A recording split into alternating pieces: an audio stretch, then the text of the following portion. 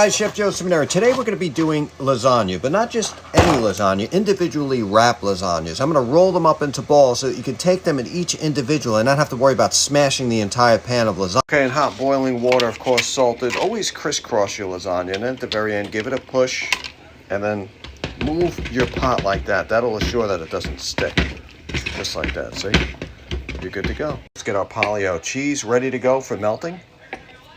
And here I have my already made ricotta mixture. I made this yesterday with some sausage meat, ricotta, 3 different... So take some of your mixture down there, pop some mozzarella, and roll. Okay, so this is how they look in the casserole. Now let's sauce it. Nice. Cheese on top. Bake in the oven 350 degrees for 30 minutes. Okay, the beauty of this is you just get one single serving here, and you don't have to worry about cutting through the whole lasagna.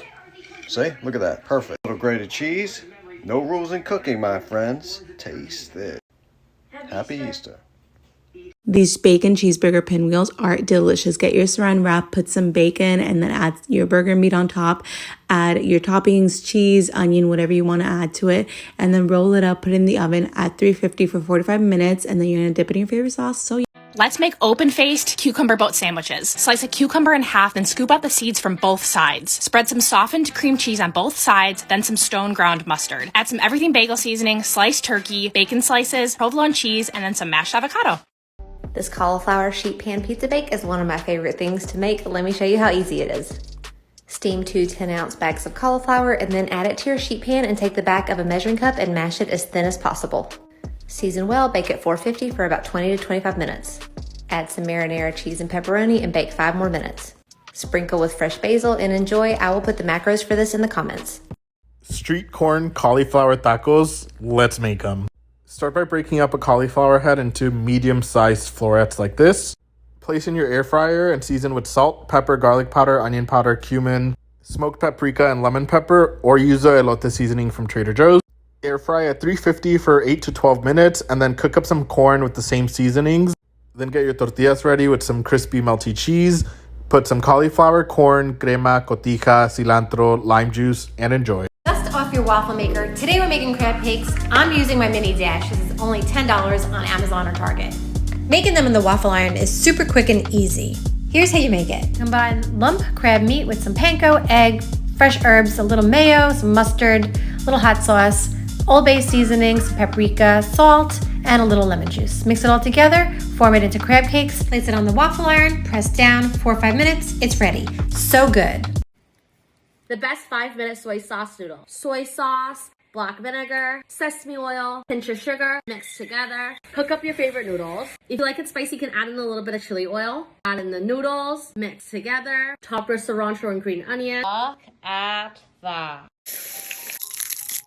Let's make these potato cheese pancakes. 1 potato. Peel the skin. Chop into even pieces. Salt your water. Boil until soft. Add your sugar and cornstarch. Give this a mix. Roll this into a ball. Flatten it. Add mozzarella cheese. Close it up. Roll it into a ball again and flatten it. Add a thin layer of oil. Welcome back to the Frankenstein Sandwich Lab. We are making apricot turkey sandwiches. We're going to start by frying up some bacon and making our sauce. A little bit of mayo, a little bit of mustard, some apricot preserve, some black pepper, and lots of hot sauce.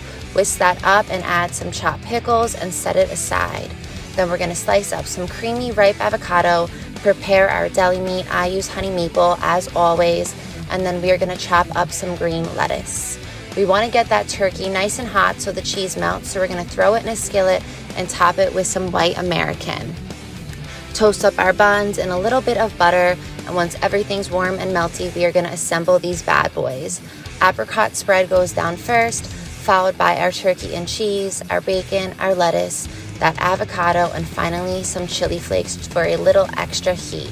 We're going to give it one more drizzle of that goodness, and you have one bomb diggity sandwich. Enjoy. Hey guys, Chef Joe Seminary. Today we're going to be doing the classic baked clam. Now the trick about baked clams is to take your clams the day before and freeze them, and when you defrost them, they open up by themselves. Okay, so the good thing about these clams when they're frozen, when they open up, you have everything intact. All the juice and everything else. You just see how easy that is? Other than trying to shuck them and everything else and getting... Look, no... Next, we're going to toast some breadcrumbs. Put them in a non-stick pan and get them brown. Throw a little panko breadcrumbs in there too. All right, we're nice and brown. Take it off. Saute a little mirepoix till very tender. Got your clams here, mince them up very small. A little bit of the mirepoix to the bread, add oil to the breadcrumbs and mix. The juice of 2 lemons. This is infused sea salt with thyme and cilantro. And mix. Okay, put the mixture back in the clam and then take some breadcrumbs and put it right over the top. And do that little lemon juice on top. No rules in cooking, my friends. Taste this. That's so good. It's really good. Just blueberries, wild or organic. Frozen, you're gonna let them defrost on the countertop like so. Yep, there it is, defrost. Blend them into a fine puree. This is gonna go on a pan sheet with some plastic wrap. 6 to 8 hours at 175. It's not that hot, so it doesn't heat up your house. It's a cool temperature, and this is what you get. It's delicious. Let me show you how to make my slow cooked lamb shoulder. Get a heavy base pot and add in the olive oil and the onions and set the lamb shoulder on top. Then simply add in the carrots, celery, garlic, ground cumin, dried oregano, salt and pepper and filtered water. Pop the lid on and then put it into the oven on 180 degrees Celsius for 1 hour and then turn it down to 130 for 4 hours. You will have delicious lamb that falls apart. Serve with my chimichurri. It's steak night, and I'm cooking a Show Me Kansas Farms bone-in ribeye. I'm gonna sear it to get a nice crust, and I'm gonna season it with Girl Carnivore umami powder. Season both sides with kosher salt, black pepper, and the umami powder, and then heat your cast iron skillet to medium-high heat. When it's searing hot, add your steak, cook for 5 minutes, flip, cook another 5 minutes. Add 3 or 4 pats of butter on top, along with a rosemary twig and some fresh garlic. Let that melt and then baste the steak a few times and cook it to your preferred doneness.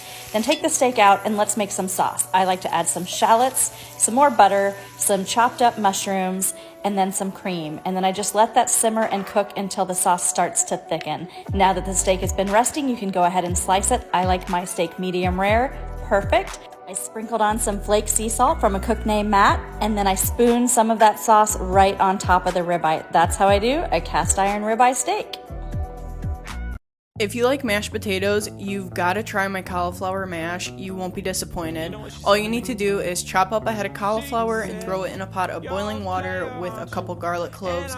Let that boil for about 7 minutes. While that's boiling, put 2 tablespoons of butter and 2 ounces of cream cheese at the bottom of a blender. When the cauliflower is done, drain out the water, add a pinch of salt, and break it up to cook off the rest of the moisture. Then add it to the blender with some salt and pepper. If you guys try it, tag me and let me know what you think.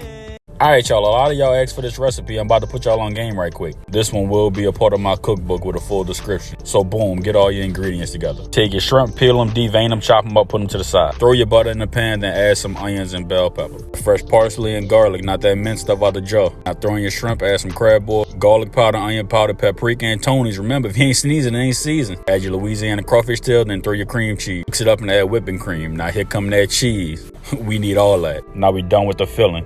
Let's get to the pasta. We're gonna boil them, then we're gonna fill the stuffing as much as the Lord allows. We ain't done yet though. Saute some green onion and bell pepper. Add heavy whipping cream and season it how you like. Just know you better be sneezing. Add some cheese. Let it simmer and then pour it all over there. Look at that. Yes, Lord. We're gonna add some more cheese, then we're gonna pop it in the oven at 350 for about 10 minutes. Now garnish it with some green onion. You're gonna dig on in there, and then just like my name, you're all done. Seafood stuffed shell. Pressure. Hey y'all, what's cooking? It is Masters Week here in Augusta, Georgia, part 2. Y'all love the egg salad sandwich video, but I got so many comments and messages about the pimento cheese sandwich that I decided I had to whip it up for y'all. Now, don't judge me. It's a really big deal here that you grate your own cheese when you make pimento cheese, but this was not on the menu this week, so I ran by the store and grabbed the ingredients for y'all, and I got pre-shredded. If my Augusta friends see this, I'm so sorry, y'all. But what makes the Masters pimento cheese so unique is their cream cheese. That is not a normal thing in pimento cheese, and I think that's what makes theirs so decadent and rich and beautiful. You will love it. It is divine, but make sure you grate your own cheese. Y'all have a good one. Let's make an easy weeknight dinner that shouldn't take you longer than your first cocktail. Adding 2 tablespoons of this red curry paste to 1 can of coconut milk. 1 tablespoon of brown sugar, but I'm using this coconut sugar. Throw all that together, bring it to a boil, and then let it simmer for about 5 minutes. Adding in a sliced bell pepper, sliced onion. It's been a game time decision to add in some shredded carrots. Balls have been cooking for about a minute or so. I'm in a rush, so I'm going to add my shrimp, about half a pound. I have to set timers for everything, otherwise I'll forget because, well, I'm buzzed.